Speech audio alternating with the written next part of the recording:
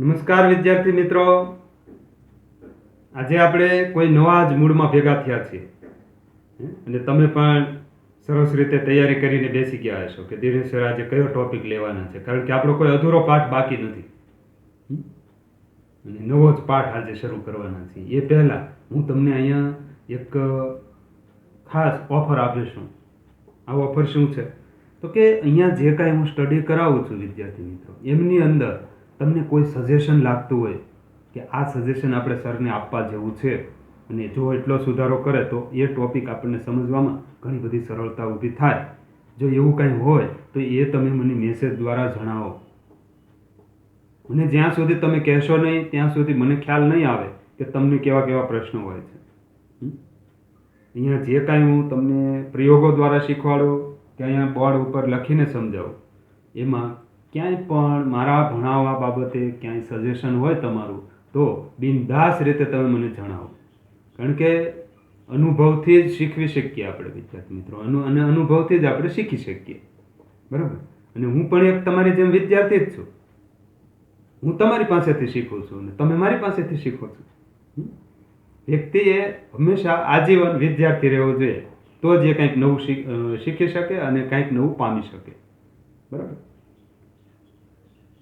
આજે હું અહીંયા એક સરસ મજાનો એક શો લઈને આવ્યો છું, એ તમે શો ધ્યાનથી નિહાળો.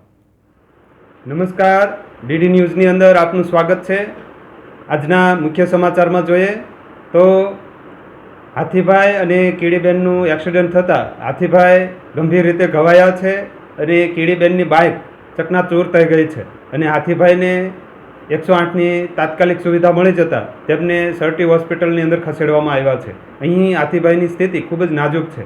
સાથે સાથે હાથીભાઈના પરિવારે આ કીડીબેનના ઉપર એક કેસ પણ લગાડ્યો છે, કારણ કે બેદરકારીથી કીડીબેને ગાડી ચલાવવાથી હાથીભાઈને ગંભીર નુકસાન થયું છે.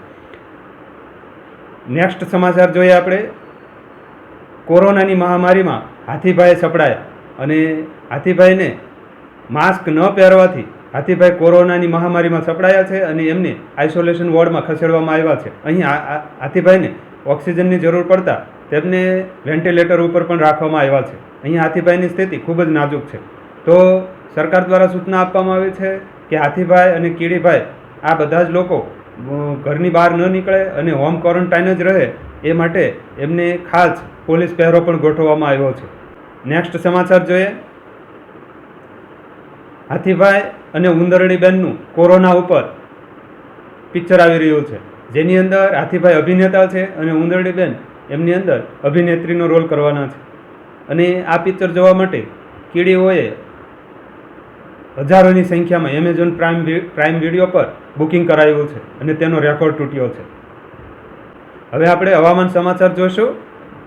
ભારતીય હવામાન વિભાગ દ્વારા જે હવામાન સમાચાર પ્રાપ્ત થયા છે તે મુજબ આપણા વાતાવરણમાં મહત્તમ તાપમાન 38°C અને લઘુત્તમ તાપમાન 36°C રહેવાની સંભાવના છે. સાથે સાથે હવામાં ભેજનું પ્રમાણ ખૂબ જ વધારે રહેવાનું છે. આના કારણે વરસાદ પણ આવવાની શક્યતા છે અને ખાસ સરકાર દ્વારા સૂચના આપવામાં આવી છે કે દરિયા કિનારે અતિ ભારે પવન ફૂંકાવાની સંભાવનાઓ છે. આથી માછીમાર લોકોને સૂચના આપવામાં આવે છે કે તેઓએ દરિયો ન ખેડવો, બરાબર. આવતા 24 કલાક દરમિયાન આ હવામાન અતિ જોખમી રહેવાની સંભાવના છે અને નોર્મલી રીતે આપણા વિસ્તારની અંદર વાતાવરણ જે છે એ વાદળછાયું રહેશે અને કોઈ જગ્યાએ અતિથી ભારે વરસાદ થવાની પણ સંભાવનાઓ છે. તો અહીં આપણે ડીડી ન્યૂઝ સમાચાર પૂર્ણ કરીશું. નમસ્કાર. તો વિદ્યાર્થી મિત્રો, અહીંયા જે સમાચારનું રીડિંગ થયું એ સમાચારમાં જે કોમેડી આવી એ તો આપણે મનોરંજનનો એક ભાગ હતો, પરંતુ લાસ્ટમાં તમે માર્ક કર્યું હશે, સમાચાર વાંચનાર વ્યક્તિએ ગંભીરતાથી જે વાંચન કર્યું છે લાસ્ટમાં, એ શું હતું વિચારો છે. એ સાથે આપવામાં આવ્યું, શું આપવામાં આવ્યું હતું ત્યાં લાસ્ટમાં, શું કીધું, કેવા સમાચાર હતા? એ સમાચારનો કાંઈ પ્રકાર અલગ હતો તો કે હા, એમની અંદર દિવસનું મહત્તમ તાપમાન કેટલું છે, લઘુત્તમ તાપમાન કેટલું છે, ભેજનું પ્રમાણ કેટલું રહેશે, વરસાદ આવશે કે નહીં આવે, વાતાવરણ વાદળછાયું રહેશે કે પછી સૂર્યપ્રકાશવાળું રહેશે, દરિયા કિનારે વાતાવરણ કેવું છે, કોઈ લોકોને સૂચના આપવામાં આવી તો કે હા. આ બધી જ વસ્તુ લાસ્ટમાં આપણે જોઈ. એમને વિદ્યાર્થી મિત્રો હવામાન સમાચાર કહીએ. શું કહેવાય? હવામાન સમાચાર. આ હવામાન સમાચાર જે આપણે સાંભળ્યા ત્યારે આપણને અનાયાસે પ્રશ્ન થાય, આ હવામાન શું છે, વાતાવરણ કેવું રહેશે એટલે વાતાવરણ શું છે, અને આ બધું જેમાં પરિવર્તન થાય તો એના કારણે આપણી લાઈફસ્ટાઈલની અંદર પણ આપણે પરિવર્તન કરવું પડતું હોય છે. જેમ કે માછીમાર લોકોને દરિયો ન ખેડવાની સૂચના આપી તો એમને એ રીતે એ દિવસે એડજસ્ટમેન્ટ સાધવું પડે, અને છતાં પણ જો એ દરિયો ખેડે તો એમને નુકસાન થાય. તો એમને જે અનુકૂલન સાધવું પડ્યું એ દિવસે. તો આ બધી જ બાબતોની આપણે ચર્ચા કરવી હોય તો આપણું 7મું ચેપ્ટર સાયન્સની અંદર એ આપણે સમજવું પડે. આ 7મું ચેપ્ટર હવામાન, આબોહવા અને આ આબોહવાની સાથે પ્રાણીઓનું અનુકૂલન, એ ચેપ્ટર આપણે સમજવું પડે. એટલે લખીએ: હવામાન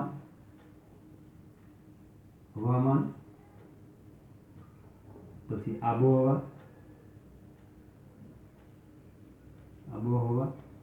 અને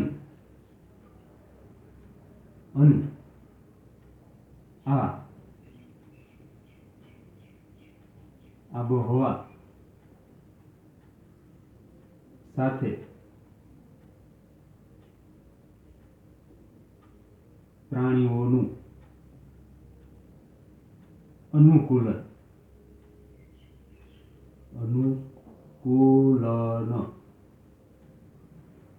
ખ્યાલ આવે છે? હવામાન, આબોહવા અને આ આબોહવા સાથે પ્રાણીઓનું અનુકૂલન. અહીંયા આ હવામાન એટલે શું વિદ્યાર્થી મિત્રો? હવામાન એટલે વેધર.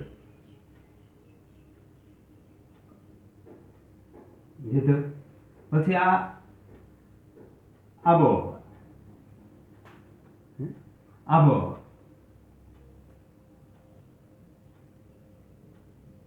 ક્લાઇમેટ. અને અનુકૂલન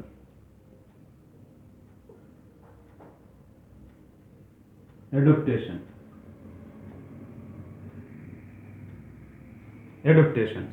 આ જે વસ્તુ આપણે અહીંયા સમજવી હોય તો અહીંયા જોઈએ કે હવામાન છે એમને વેધર કહીએ.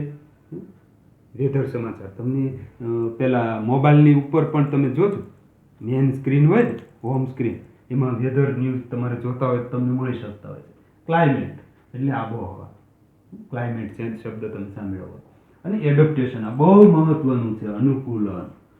એને આપણે વિસ્તારથી સમજવાના છીએ. આપણે ટકી રહેવા માટે પ્રાણીઓને, સજીવોને અસ્તિત્વ ટકાવી રાખવા માટે એડપ્ટેશન ખૂબ મહત્વનું છે. એમની પણ આપણે ચર્ચા કરવાના છીએ આ પાઠની અંદર. તો આપણે આગળ વધીએ. તો વિદ્યાર્થી મિત્રો, શું તમને યાદ છે કે વેકેશનનો ગાળો હોય અને તમે કોઈ હિલ સ્ટેશન ઉપર ફરવા જવાના હો અને એ સમયે તમે કેવી કેવી તૈયારી કરો છો? ઊનના ગરમ કપડાં તમે બેગમાં ભરશો, કારણ કે ત્યાં તમારે હિલ સ્ટેશનમાં ખૂબ ઠંડી પડશે, એટલે ગરમ કપડાં લઈને જશો, સ્વેટર એ બધું. પછી કોઈ એવા મેઘાલયના ચેરાપુંજી જેવા વિસ્તારમાં જાઓ જ્યાં તમને વારંવાર વરસાદનો અનુભવ થતો હોય, તો તમે એવા સ્થળો ઉપર જો ફરવા જવાના હો તો તમે સાથે રેનકોટ લઈને જશો. વરસાદની ઋતુમાં તરત જ તમને છત્રી યાદ આવે. આવી જ રીતે ઉનાળાની સિઝન આવે અને કોઈ એવા સ્થળ ઉપર જવાનું થયું હોય તો તરત જ તમને યાદ આવશે કે આપણે ત્યાં સુતરાઉ કપડાં, એકદમ વ્હાઇટ કલરના અને એકદમ આછા કપડાં પહેરવા જોઈએ, એવું આપણને યાદ આવે અને આપણે એ પ્રમાણે કરીએ છીએ. આવું શા માટે?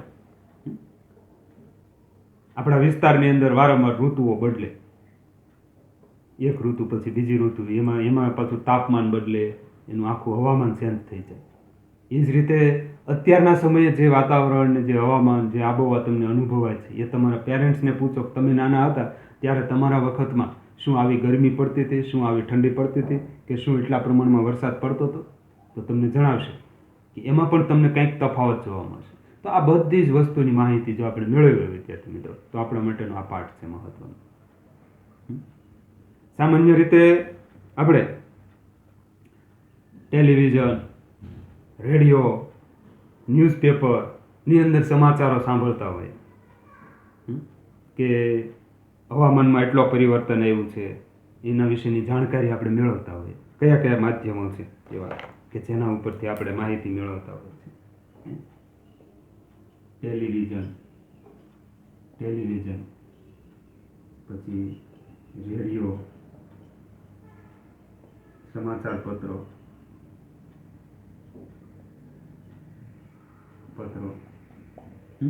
આ બધામાં આપણે માહિતી મેળવતા હોય વિદ્યાર્થી મિત્રો. સમાચાર પત્રોને આપણે દૈનિક સમાચાર પત્રો પણ કહીએ છીએ. સમાચાર પત્રો એટલે દૈનિક, બરાબર? દૈનિક સમાચાર પત્રો, એમના ઉપર આપણને હવામાન વિશેની માહિતી મળે. હવામાન વિશેની માહિતી મળે. સમજાય છે? હવામાન વિશેની માહિતી આપણને કોણ પૂરી પાડે? ટેલિવિઝન છે, રેડિયો છે. હવે રેડિયોનું પ્રમાણ બહુ ઘટી ગયું છે. મોબાઈલની અંદર રેડિયો આવી ગયો છે વિદ્યાર્થી મિત્રો. મોબાઈલની અંદર ટીવી આવી ગઈ છે. સમાચાર પત્રો, PDF ફાઇલ પણ અત્યારે તમને જોવા મળે. તો આ સમાચાર પત્રો, દૈનિક સમાચાર પત્રો, એમની ઉપર તમને હવામાન વિશેની માહિતી એ સામાન્ય રીતે મળી જતી હોય છે. તો આ હવામાન શું છે એ આપણે જોવું છે વિદ્યાર્થી મિત્રો. હવામાન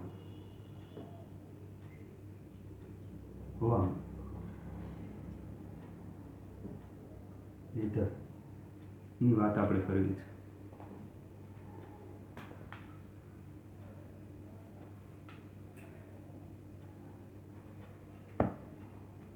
હવામાન વિશેની માહિતી સામાન્ય રીતે ભારતીય હવામાન વિભાગ એ હવામાન વિશેની માહિતી આપે. ભારતીય હવામાન વિભાગ એમના એ હવામાન વિશેની માહિતી આપે. અને આ વિભાગ દ્વારા જ હવામાનની માહિતી જે છે એ એકઠી કરવામાં આવે, એનું એનાલિસિસ કરવામાં આવે, પછી એ માહિતી આપણા સુધી પહોંચાડવાનું કામ એ આ ભારતીય હવામાન વિભાગ કરે છે.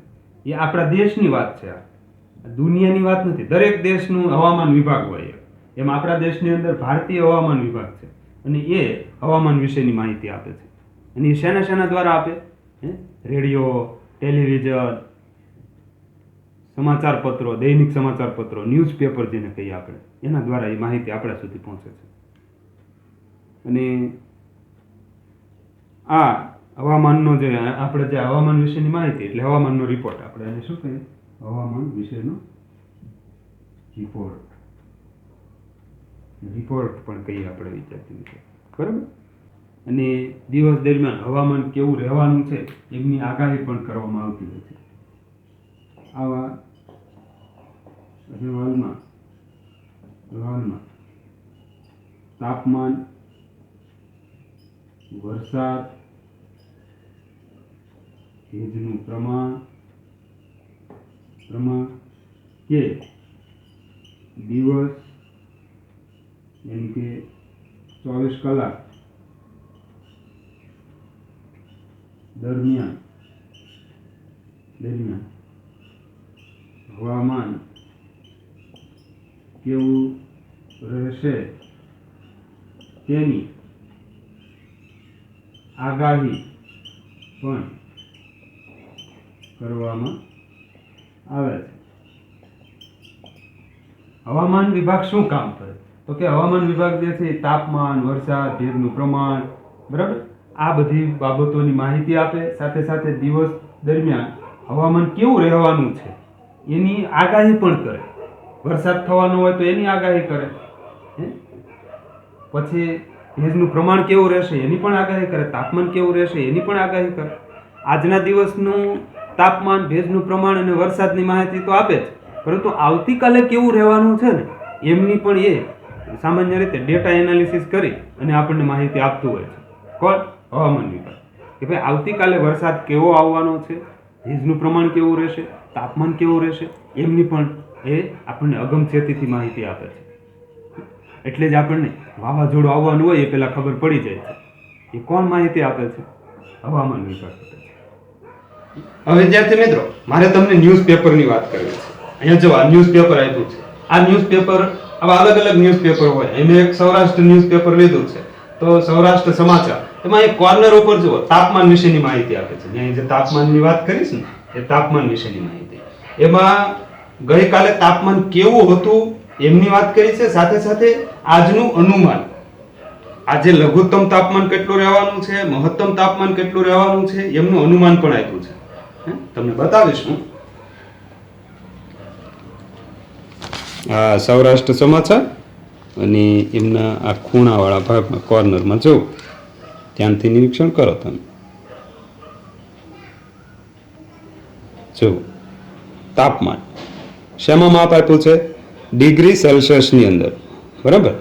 અને એમાં મહત્તમ તાપમાન, લઘુત્તમ તાપમાન, પછી આજનું અનુમાન, આજના દિવસે કેટલું તાપમાન રહેવાનું છે એમની માહિતી આપી છે.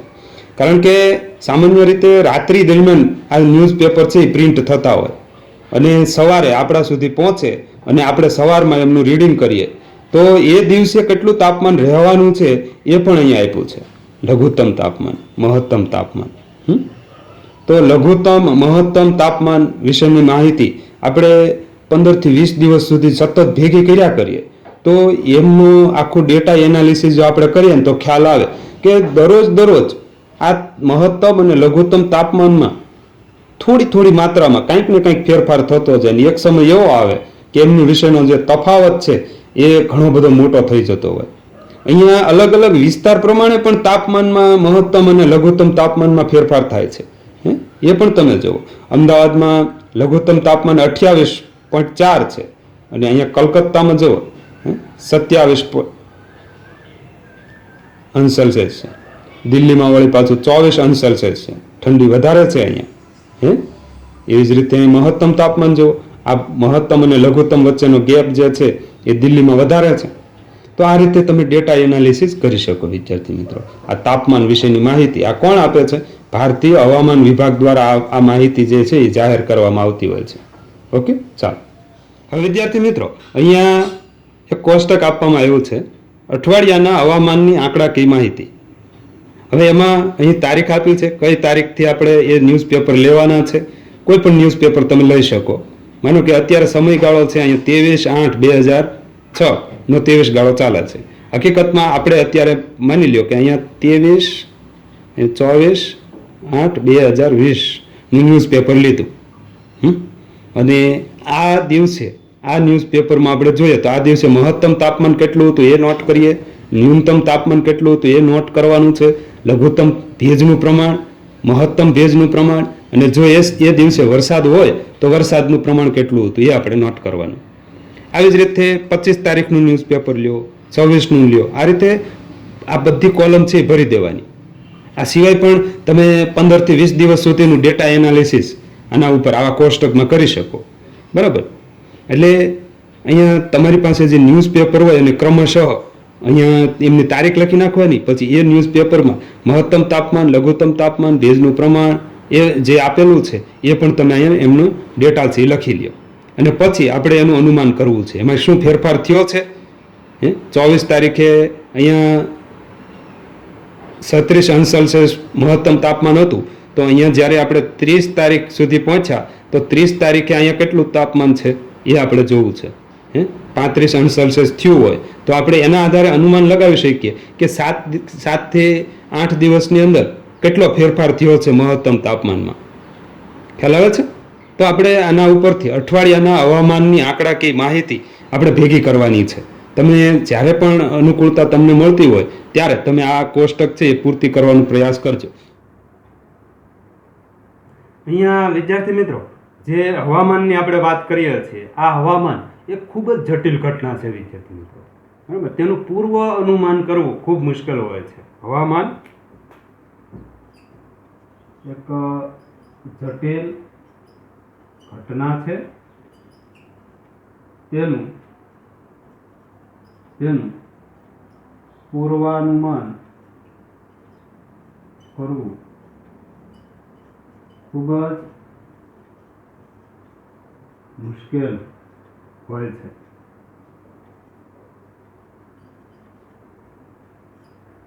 આ એક જટિલ ઘટના છે. માત્ર આમ વિચાર આવ્યો આવી રીતે હવામાન રહેવાનું છે તો એમ કાંઈ આપણે હવામાનની કલ્પના કરી ન શકીએ વિદ્યાર્થી મિત્રો.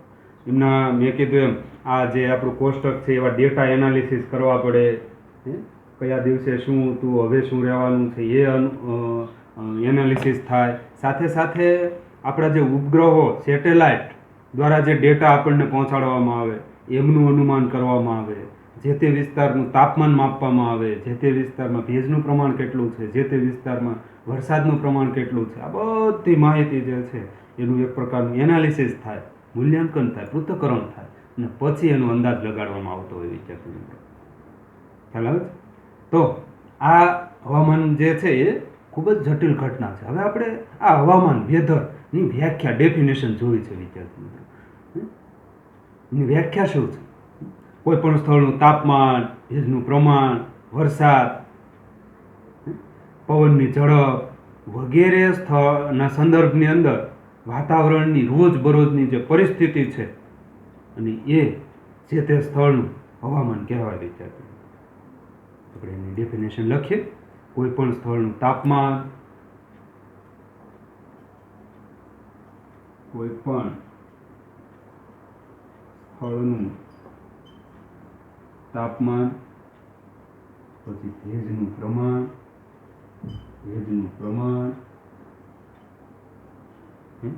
તાપમાન, ભેજનું પ્રમાણ, જેને ભેજ એટલે આર્દ્રતા કહેવાય છે. ભેજ અને હકીકતમાં આપણે શું કહીએ છીએ? આર્દ્રતા. હ્યુમિડિટી. આ ભેજને શું બીજું નામ શું કહી શકીએ આપણે?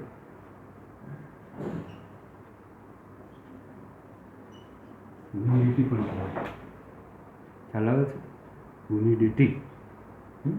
તો એ જે ભેજ છે એ એમનું પ્રમાણ, પવનની ઝડપ,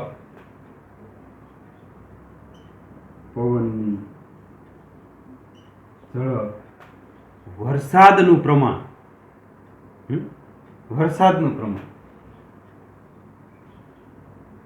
વરસાદ વગેરેના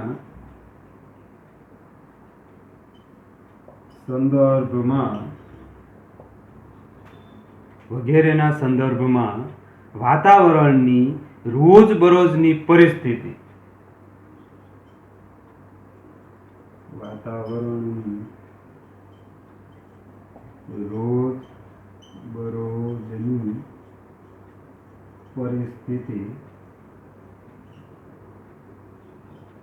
તે સ્થળનું હવામાન કહેવાય. ખ્યાલ આવે છે વિદ્યાર્થી મિત્રો? કોઈ પણ સ્થળનું તાપમાન, ભેજનું પ્રમાણ, પવનની ઝડપ, વરસાદ વગેરેના સંદર્ભમાં વાતાવરણની રોજબરોજની પરિસ્થિતિ, તેને તે સ્થળનું હવામાન કહેવાય. આ એમની ડેફિનેશન છે. વેધરની ડેફિનેશન છે, હવામાનની ડેફિનેશન છે. તો આપણે ખાસ યાદ રાખવાની છે. અને આમાં કયા કયા એલિમેન્ટ આવ્યા છે, તત્વો કયા કયા આવ્યા છે? તાપમાન, ભેજનું પ્રમાણ, વરસાદ, પવનની ઝડપ એ હવામાનના મૂળ તત્વો છે. અહીં તાપમાન, ભેજનું પ્રમાણ, વરસાદ, પછી પવનની ઝડપ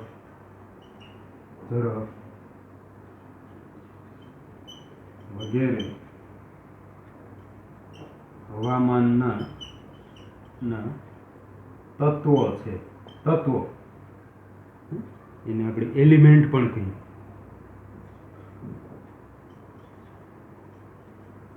એલિમેન્ટ્સ પણ કહેવાય, તત્વો છે. હવામાનના તત્વો કયા કયા છે વિદ્યાર્થી મિત્રો? તો કે તાપમાન, ભેજનું પ્રમાણ, વરસાદ અને પવનની ઝડપ. આ એમના તત્વો છે. અને હવામાનનો અહેવાલ કોણ જાહેર કરે છે? ભારતીય હવામાન વિભાગ વિભાગ એ હવામાનનો અહેવાલ રજૂ કરે છે. બરાબર, અગાઉ આપણે એની માહિતી લીધી છે. બરાબર, રિપીટ નહીં કરીએ. બરાબર. અને આ રીતે દિવસનું મહત્તમ તાપમાન, લઘુત્તમ તાપમાન કેટલું છે એ જો આપણે માપવું હોય વિદ્યાર્થી મિત્રો, અહીંયા આપણને બતાવેલું હતું કોષ્ટકમાં કે દિવસનું લઘુત્તમ તાપમાન, મહત્તમ તાપમાન, એને થર્મોમીટર વડે માપી શકીએ. લખીએ લઘુત્તમ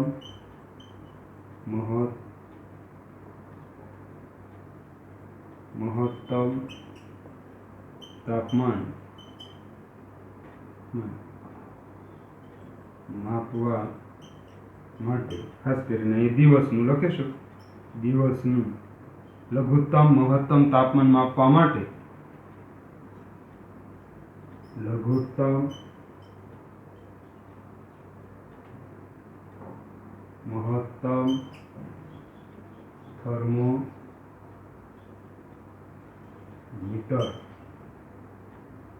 વપરાય. કયું સાધન છે?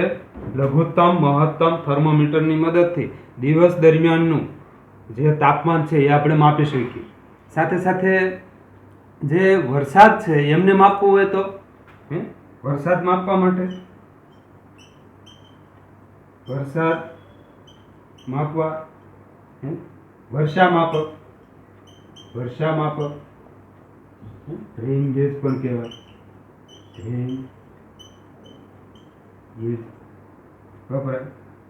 પછી ભેજ માપવો છે તો ભેજ માપવા ભેજ માપક યંત્ર, હ્યુમિડિટી મીટર જેને કહીએ એ વાપરી શકીએ. સાથે સાથે અહીંયા પવનની ઝડપ માપવી છે વિદ્યાર્થી મિત્રો. પવનની ઝડપ એનિમોમીટર વપરાય. અહીંયા લખી નાખીશું વિદ્યાર્થી મિત્રો. પવનની ઝડપ માપવા એનિમોમીટર. લખજો, અહીંયા નીચે લખજો. અહીંયા પછી પવનની દિશા માપવા અથવા દિશા જાણવા લખીએ. માપવા કરતા દિશા જાણવા વિન્ડ વેન અથવા વિન્ડ કોન નામનું સાધન વપરાય. તો આ બધી માહિતી અહીંયા બહુ મહત્વની છે, એ આપણે નોટ કરી લ્યો. પછી હું આગળ વધું છું. આ બધું નોટ કરી લ્યો તમે.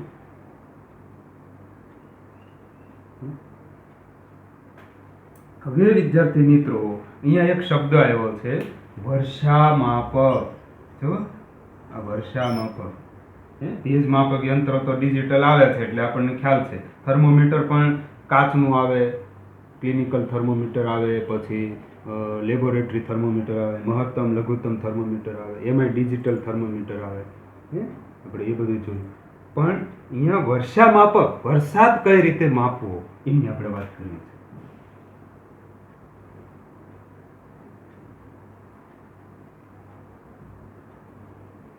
સામાન્ય રીતે વરસાદ માપવા માટે વર્ષા માપક નામનું સાધન વપરાય. વર્ષા માપક જેની રેન ગેજ કહેવાય. આ રેન ગેજ વરસાદ માપવા માટેનું સાધન એટલે વર્ષા માપક રેન ગેજ. અને આવું રેન ગેજ કેવું હોય આપણે બનાવવું હોય તો બને ખરું? ચાલો હું તમને આવું સરસ મજાનું વર્ષા માપક અહીંયા બનાવીને બતાવું. એવું તમારે પણ ઘરે બનાવવાનું છે. આ તમારું ગૃહ કાર્ય હશે.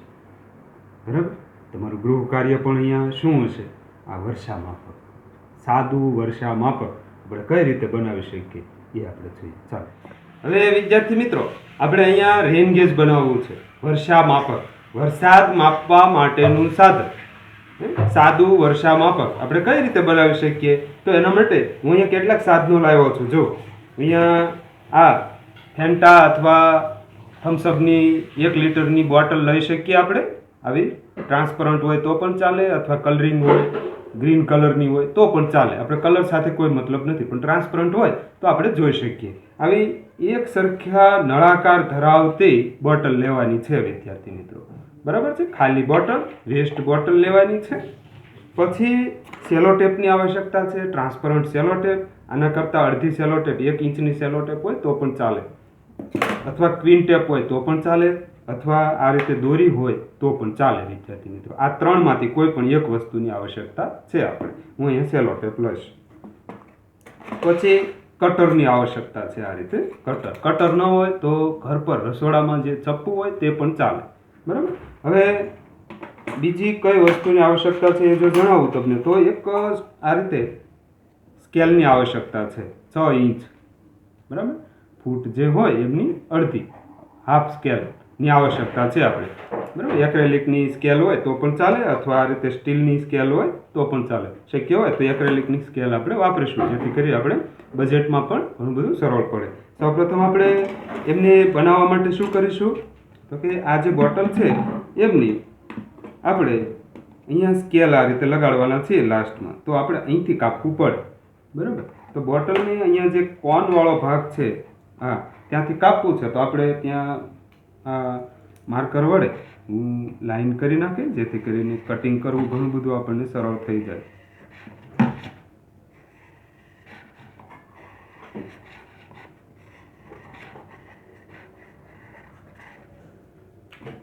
ઓકે, હવે આ કટર વડે હું એમનું અહીંથી આ જે ઢાળવાળો ભાગ છે અને આ નળાકાર બંનેની જ્યાં શરૂઆત થાય છે ત્યાંથી આપણે કાપવાનું છે. લાઇનિંગ પ્રમાણે કાપીએ. જો કટરથી ન કાપી શકો તમે તો વિદ્યાર્થી મિત્રો, તમે ઘરે ચપ્પુ હોય તો એમને ગરમ કરીને પણ તમે આસાનીથી કટિંગ કરી શકો. પણ હા, જો આપણે સાવધાની નહીં રાખીએ તો આ કટર આપણને લાગી જાય. એટલે શક્ય હોય તો આપણા ઘર પર પેરેન્ટ્સનો આપણે સહારો લેવાનો છે. બરાબર? જાતે પ્રયાસ નહીં કરતા, નહીં તો લાગી જશે.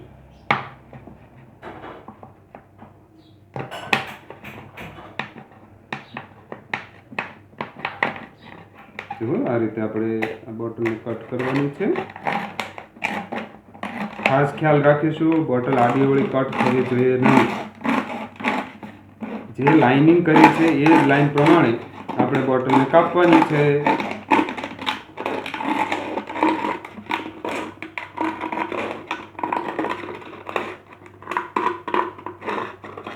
જુઓ, ખ્યાલ આવે છે? બોટલનું કટિંગ કરી નાખ્યું છે મેં. કેવો નળાકાર તૈયાર થયો છે. નીચેના ભાગે પેક છે, બંધ છે, અને ઉપરના ભાગે ખુલ્લો નળાકાર છે.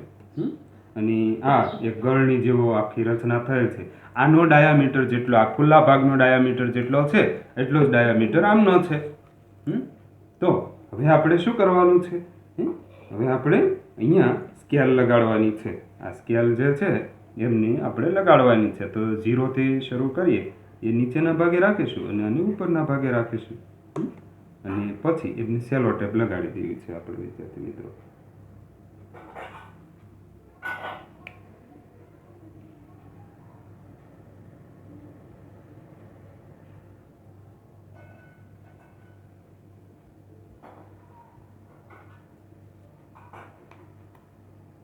નાની સેલો ટેપ હોય તો પણ ચાલશે. આ સેલો ટેપ વડે આપણે સ્કેલ લગાડવાની છે. ફરતો રાઉન્ડ લગાડી દઈશું સ્કેલને, પછી કાપી નાખીશું.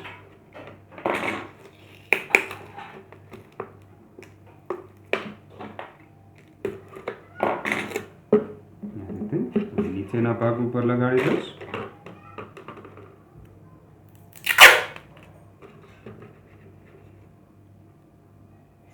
એના માટે તમારા મિત્રોની પણ તમે મદદ લઈ શકો. અહીંયા ખાસ ખ્યાલ રાખીશું, આ જે સ્કેલ લગાડીએ એ આ નળાકારની આ રીતે લંબ જ રહેવી જોઈએ, એની સાથે સમતલ રીતે બેસી જવી જોઈએ, કોઈ ત્રાસી રીતે બેસવી ન જોઈએ, આમ લગાડવાની નથી, સીધી બેસવી જોઈએ, બરાબર. પછી એમને પણ કાપી નાખીશું અહીંથી. બરાબર, જોઈ શકો છો તમે, મેં સ્કેલ લગાડી દીધી છે અને હું અહીંથી અંક પણ વાંચી શકું છું. જો હું અહીંથી 0, પછી 1 સેન્ટીમીટર, 2 સેન્ટીમીટર, 3 સેન્ટીમીટર અંકન વાંચી શક્યા છીએ આપણે. હવે આ જે ગળણી જેવો આકાર છે ને વિદ્યાર્થી મિત્રો, એને આપણે આ રીતે આમ ઊભું લગાડી દેવું છે. ખ્યાલ આવે છે? તો મૂકી દેશો તો પણ ચાલશે.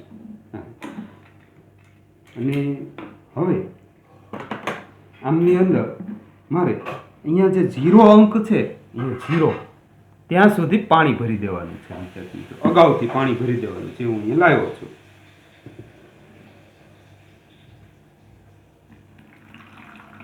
ઝીરો સુધી પાણી ભરી દઈએ. ખ્યાલ આવે છે ને? 0 સુધી પાણી ભરી દીધું છે. મારું રેન ગેજ તૈયાર થઈ ગયું છે આ, બરાબર. હવે હું આમની વરસાદમાં અથવા ખુલ્લા વાતાવરણમાં રાખવાનું છે, છત નીચે નહીં, અથવા જે આપણી છતનું જે પાણી પડતું હોય ત્યાં પણ નહીં, ખુલ્લી છત ઉપર રાખવાનું છે. ખુલ્લી જગ્યા ઉપર આપણે આને મૂકવાનું છે. આજુબાજુ પવનથી આ પડી ન જાય એનો પણ આપણે ખ્યાલ રાખીશું. તો એવી જગ્યાએ ખાસ કરીને અગાશી ઉપર તમે મૂકી આવો તો બેટર રહેશે. અગાશી ઉપર આપણે હવે એમને મૂકી આવીએ અને અહીંયા જે કાંઈ વરસાદ પડે છે એ આની અંદર જશે અને ધીરે ધીરે આ સપાટી છે એ ઊંચી આવવા લાગશે અને પછી આપણે અહીંયા એમનું રીડિંગ કરીશું. વિદ્યાર્થી મિત્રો, ખ્યાલ આવે છે? બરાબર, ચાલો આપણે એમને અગાશી ઉપર મૂકી આવીએ.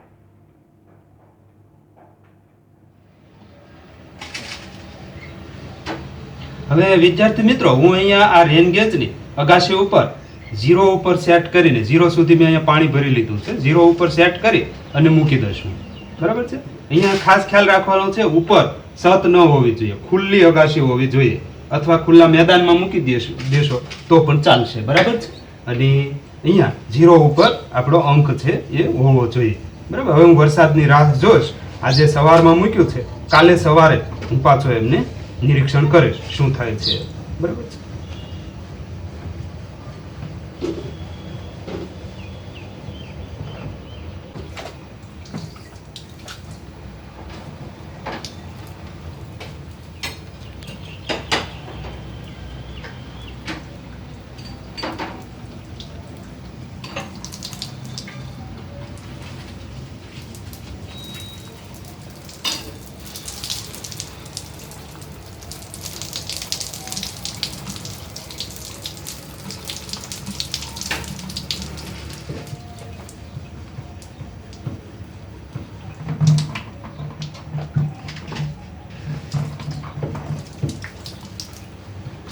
અહીંયા જોઈ શકો છો વિદ્યાર્થી મિત્રો, મારી અગાશી ઉપર વરસાદ આવી રહ્યો છે અને આ વરસાદના કારણે મારા રેન ગેજની અંદર એમના છાંટા છે સીધા જ મારા રેન ગેજમાં પડે છે અને ધીરે ધીરે મારા રેન ગેજની સ્થિતિ જે છે પાણીની સપાટીની એ બદલાતું હોય એવું મને દૂરથી દેખાય છે.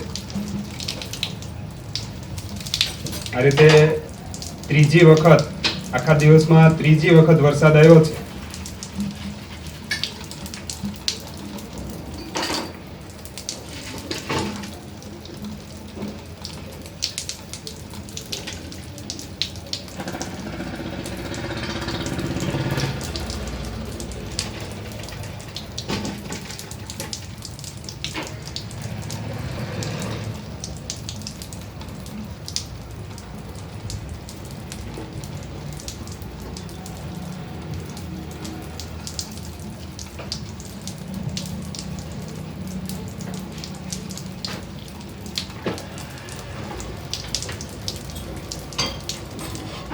વિદ્યાર્થી મિત્રો, અહીંયા મેં 24 કલાક સુધી આ રેન ગેજની અગાશી ઉપર ખુલ્લામાં રાખી હતી અને મેં નોંધ્યું હતું કે 3 થી 4 વાર વરસાદ એ અલગ અલગ સમયે આવ્યો હતો અને આ જે સપાટી છે એમની જો હું વાત કરું તમને તો 0 ઉપર હતી અને હવે 3 ઉપર આવી ગઈ છે. મતલબ કે 3 સેન્ટીમીટર સુધી પાણી ભરાઈ ગયું છે. આમાં 3 સેન્ટીમીટરનો વધારો થયો છે. એનો અર્થ એ થયો કે 3 સેન્ટીમીટર એટલે કે 1 સેન્ટીમીટર બરાબર 10 mm, એટલે 30 mm વરસાદ પડ્યો છે 24 કલાકમાં.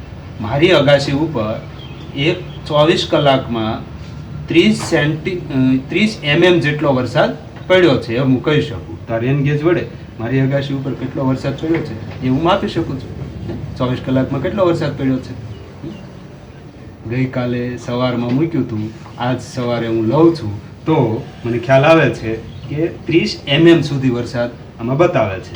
તો 30 mm વરસાદ પડ્યો છે, 3 સેન્ટીમીટર વરસાદ પડી ગયો છે. ખ્યાલ આવે છે. તો આવી જ રીતે હું આખા ચોમાસા દરમિયાનનો વરસાદ પણ માપી શકું મોટું રેનગેજ બનાવીને. ચાલો આપણે એનું રીડિંગ કરીએ.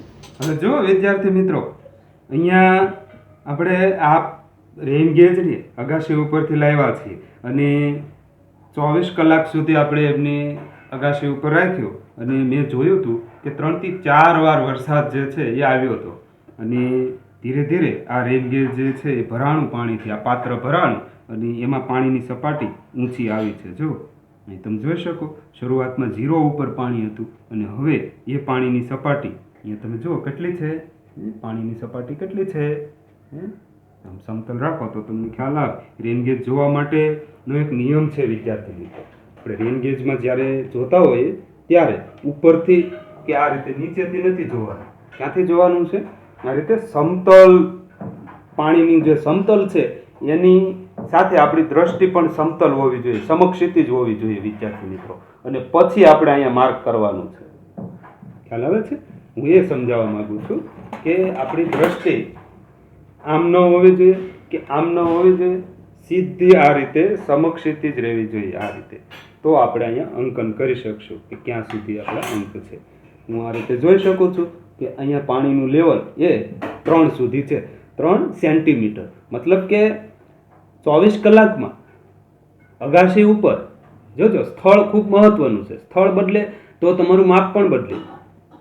સ્થળની અંદર ખાસ કરીને આપણે આપણું ગામ હોય, શહેર હોય, એ સ્થળ બદલું કહેવાય. તો અહીંયા અગાસી ઉપર, મારા ઘરની અગાસી ઉપર મેં આ રેનગેજ મૂક્યું તો 24 કલાકમાં આ રેનગેજની અંદર 3 સેન્ટીમીટર પાણીની સપાટી ઊંચી આવી છે. કેમ? તો કે 3 સેન્ટીમીટર જેટલો વરસાદ પડ્યો છે 24 કલાકમાં. મારી અગાસી ઉપર 3 સેન્ટીમીટર જેટલો વરસાદ પડ્યો છે. મતલબ કે જો એમએમમાં આપણે એમને માપીએ તો 30 mm વરસાદ પડ્યો છે. 30 mm, 1 સેન્ટીમીટર બરાબર 10 mm, એવા 3 સેન્ટીમીટર એટલે 30 mm વરસાદ પડ્યો છે. બહુ સ્પષ્ટ રીતે હું વરસાદનું માપન કરી શક્યો. આ રીતે આખા ચોમાસા દરમિયાન આ મોટો રેનગેજ બનાવીને મૂકી દઉં તો આખા ચોમાસા દરમિયાન કેટલો વરસાદ પડ્યો છે એ હું માપી શકું વિદ્યાર્થી મિત્રો. પછી જેવું સ્થળ જેટલો વરસાદ એવું રેનગેજ આપણે વાપરવું પડે અથવા એવું આપણે વારંવાર એમને રીડિંગ લેવા પડે.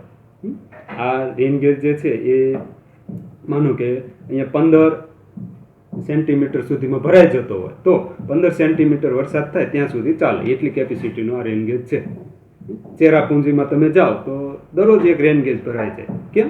ચેરાપુંજીમાં, મેઘાલયના ચેરાપુંજીમાં દરરોજ વરસાદ આવે અને પુષ્કળ વરસાદ આવે તો દરરોજ રેનગેજ ભરાઈ જશે તમારે. તો ત્યાં તમારે મોટો રેનગેજ મૂકવો પડે. તો આ રેનગેજ એટલે કે વર્ષા માપક, આવું સાદું વર્ષા માપક તમે ઘરે પણ બનાવી શકો વિદ્યાર્થી મિત્રો. બરાબર? અને આવું વર્ષા માપક બનાવી અને તમારે અહીં સરસ રીતે એમનું મૂલ્યાંકન, એમનું રીડિંગ છે એ કરવાનું છે. તો વિદ્યાર્થી મિત્રો, તમારે આવું રેનગેજ બનાવવાનું છે. આ જે રેનગેજ મેં બનાવ્યું છે તમે જોયું કઈ રીતે બને, અને આવું સરસ મજાનું સાદું રેનગેજ બનાવી અને અગાસી ઉપર મૂકી આવવાનું અને એમનો ફોટો પાડી અને મને મોકલવાનો છે. આ ગૃહ કાર્ય કરવા માટે હું તમને 3 દિવસ આપું છું. આજે ને આજે બનાવી લેવો એવું જરૂર નથી. આજે આખા દિવસમાં એક બોટલ ગોતી લ્યો, કાલે પછી એનું કટિંગ કરીને તમે બનાવો અને અગાસી ઉપર મૂકો. પરમ દિવસે તમે એનું રીડિંગ કરો. 3 દિવસમાં મને એમનો ફોટો આવવો જોઈએ, એટલે હું આજના દિવસમાં ટીક કરી લઈશ. ખ્યાલ આવે છે? એટલે ઉતાવળ કરવાની નથી. 3 દિવસ આપું છું આ ગૃહ કાર્ય કરવા માટે. રેનગેજ બનાવવાનું છે, વર્ષા માપક બનાવવાનું છે તમારે. આવું સાદું વર્ષા માપક. ઓકે, આ તમારું ગૃહ કાર્ય છે. હવે વિદ્યાર્થી મિત્રો, હવામાન જે છે ને એ જટિલ ઘટના છે. આપણે જોયું. કેમ ભાઈ જટિલ ઘટના છે? તો કે સવારમાં હવામાન કાંઈક હોય, સાંજે હવામાન બદલી જાય, અચાનક હવામાનમાં પલટો આવે. તમે મેઘાલયના ચેરાપુંજીમાં જાઓ તો અચાનક દિવસમાં વરસાદ શરૂ થઈ જાય. કેમ? તો કે ત્યાંનું હવામાન એવું છે. આપણે ત્યાં પણ તમે જોતા હશો, અચાનક વરસાદ આવવા લાગે, પાછી ગરમી થવા લાગે, સવારમાં ઠંડી હોય, આવું પણ બને. શિયાળાની અંદર તમને ઠંડી અનુભવાય લાંબા ગાળાની દ્રષ્ટિએ જોઈએ તો, ઉનાળામાં પાછી તમને ગરમી લાગે, ચોમાસામાં પાછો વરસાદ આવે. તો આ હવામાન છે ને એ સતત બદલાતું હોય. લાંબા ગાળે 20-25 વર્ષના ગાળે પણ હવામાનની અંદર ઘણો બધો ચેન્જીસ થતો હોય છે. તમારા પેરેન્ટ્સને પૂછો તો ખ્યાલ આવે, તમારા સમયમાં કેવી ગરમી પડતી, હવે કેવી પડે છે, તમને અંદાજ આવે. હવે તમે શું સૂર્યોદય અને સૂર્યાસ્તનો સમયનો અંદાજ તમે લગાવી શકો ખરા? તો કે હા, સવારમાં તમે જોજો, આજે એમનો સમય કાંઈક હશે, 5 દિવસ પછી સમયમાં ફેરફાર હશે. કેલેન્ડરમાં એમનો સમય આપેલો હોય સૂર્ય ઉગવાનો અને સૂર્ય અસ્ત થવાનો.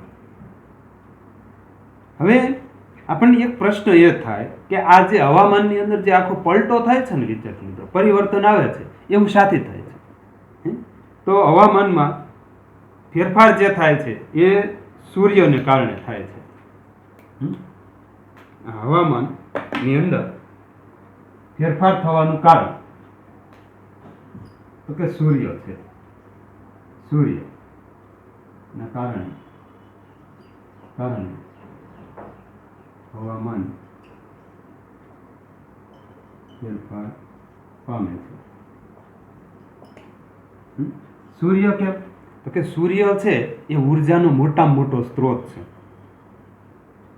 બરાબર. અને એ સૂર્ય એ ખૂબ જ ઊંચું તાપમાન ધરાવતો વાયુનો ગોળો છે, પહેલી વાત તો. અને સૂર્ય આપણાથી ઘણો બધો દૂર છે, છતાં સૂર્ય ઉર્જા છે એ વિપુલ પ્રમાણમાં હોવાથી પૃથ્વી પરની તમામ ઉષ્મા અને પ્રકાશનો એ મોટો સ્ત્રોત છે. આજે આપણી પૃથ્વી હોય, આ પૃથ્વી અને અહીંયા સૂર્ય, તો આ સૂર્ય દ્વારા જ આખી પૃથ્વી ઉપર ઉષ્મા ઉર્જા કે પ્રકાશ ઉર્જા છે એ પથરાય છે. અહીંયા આ બાજુ સૂર્ય હોય તો અહીંયા તમને દિવસનો અનુભવ થાય, આ બાજુ રાત્રિનો અનુભવ થાય. જે દિવસનો અનુભવ થાય ત્યારે તમે જોયું હોય કેટલો બધો પ્રકાશ હોય, કેટલી બધી ગરમી હોય, ઉષ્મા હોય. તો એ ઉષ્માનો ઉર્જાનો મોટામાં મોટો સ્ત્રોત કોણ છે? સૂર્ય. કારણ કે સૂર્ય છે ધગધગતો ગોળો છે વિદ્યાર્થી મિત્રો.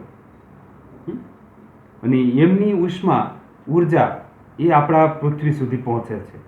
તો સૂર્ય એ આપણા સુધી એમની ઉષ્મા પહોંચે છે અને એની ગરમીના કારણે આપણા વાતાવરણમાં પલટો આવતો હોય છે, ફેરફાર થતો હોય છે, બરાબર. જે હવામાનમાં ફેરફાર લાવે છે, સાથે સાથે સૂર્ય ઉર્જાનું પૃથ્વીની સપાટી તેમજ સમુદ્ર અને વાતાવરણ વડે શોષણ, પરાવર્તન એ જે તે સ્થળનું હવામાન નક્કી કરવામાં અગત્યનો ભાગ ભજવે છે. આપણે લખીએ, સૂર્ય ઉર્જાનું પૃથ્વી પરની સપાટી, સમુદ્રનું પાણી, પૃથ્વી પરની સપાટી છે, સમુદ્રનું પાણી, વાતાવરણમાં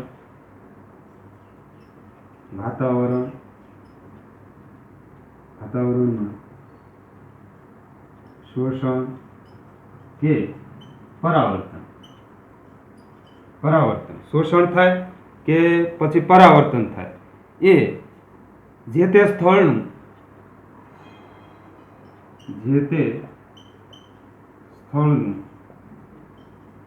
હવામાન નક્કી કરવામાં અગત્યની ભૂમિકા ભજવે. ખ્યાલ આવે? સૂર્ય ઉર્જા છે એ પૃથ્વી સુધી પહોંચે. આ સૂર્ય ઉર્જા જે છે અહીંથી સૂર્ય ઉર્જા આપણા પૃથ્વી સુધી પહોંચી અને પહોંચ્યા પછી આ જે બ્લુ કલરનો ભાગ છે એ સમુદ્ર છે. સમુદ્ર પછી આ જમીન સપાટી, પછી જે કાંઈ વિસ્તાર છે એમનો પરાવર્તન કરવાની ક્ષમતા અને શોષણ કરવાની ક્ષમતા, એના આધારે તે સ્થળનું હવામાન કેવું હશે એ આપણે કહી શકીએ. તો સૂર્ય ઉર્જાનું પૃથ્વી પરની સપાટી, સમુદ્રનું પાણી અને વાતાવરણની અંદર શોષણ કે પરાવર્તન થાય તો જે તે સ્થળનું હવામાન નક્કી કરવામાં એ અગત્યની ભૂમિકા ભજવે. આપણે એટલા માટે જ સૂર્ય જે છે એ ખૂબ જ મહત્વનો અને ઉર્જાનો મોટો સ્ત્રોત છે અને એના દ્વારા આપણા વાતાવરણમાં પરિવર્તન આવે છે તથા ફેરફાર થાય છે. તમને ખબર છે કે આપણે હવામાન નક્કી કરવામાં ખાસ કરીને તમે જુઓ તો તમે રણ પ્રદેશમાં હો તો ત્યાં તમને હવામાન જે છે અલગ પ્રકારનું અનુભવાય. સમુદ્ર કાંઠે હો તો સમુદ્ર કાંઠે પણ તમને હવામાન છે એક આહલાદક લાગે. અહીંયા આપણા સિટીની અંદર જે ગરમી પડે છે એટલું જ તમે એકદમ દરિયાકાંઠે જાઓ તો તમને મજા આવે. કેમ? તો કે ત્યાં પાણીની સપાટીના કારણે જે વાતાવરણ જે હવામાન છે એમાં ભેજનું પ્રમાણ, આ બધી બાબતો, તાપમાન, આ બધી બાબતોમાં ફેરફાર થાય. આ જે કાંઈ ટોપિકની ચર્ચા કરી વિદ્યાર્થી મિત્રો હવામાનની, એ અહીંયા આપણે પૂર્ણ કરીશું. આવતા સેશનની અંદર આપણે આબોહવાની વાત કરવાના છીએ. બરાબર? તો અહીંયા મેં તમને જે ગૃહ કાર્ય આપ્યું છે એ પણ તમે નોટ કરી લીધેલી છે અને આજનું સેશન આપણે આ રીતે પૂર્ણ કરીશું.